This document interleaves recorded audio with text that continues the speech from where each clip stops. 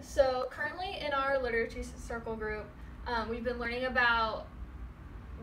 current events, and particularly current events in relating to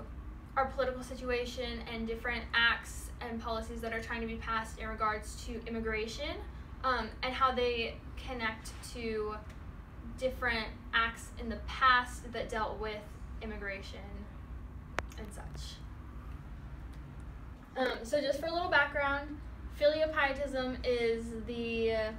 excessive veneration of your ancestors or your tradition, and we saw this a lot in like World War II and World War I, with like the Nazis and stuff, and they thought that their race was superior and they wanted to wipe out all of their races, and because they thought they were the best. And then, so in regards to what I was talking about earlier with exclusion acts and immigration acts, in the 1800s we started seeing Chinese Exclusion Acts, and it started with the gold rush when the Chinese came to California to pan for gold and to get the gold, and the people living in California at the time, particularly the white people living in California at the time, were not happy that these immigrants were coming to California to pan for gold, because they thought, well, we live here, this is our gold, you should not be coming here to get gold. So they put a foreign miners tax on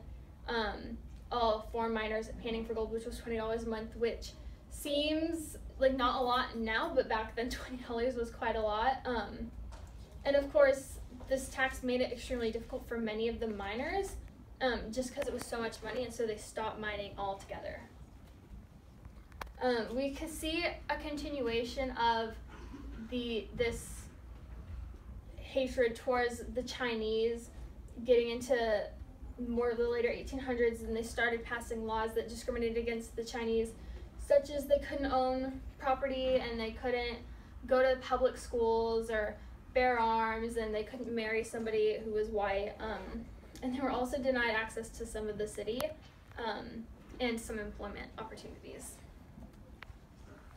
And then we finally get to the Chinese Exclusion Act, which was passed in 1882 by President Chester A. Arthur, and this act made it illegal for people to for Chinese to immigrate to America to work.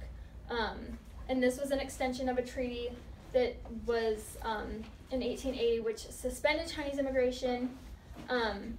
then the actual act was only supposed to last for 10 years, but then it was renewed, and then in 1902 it became permanent.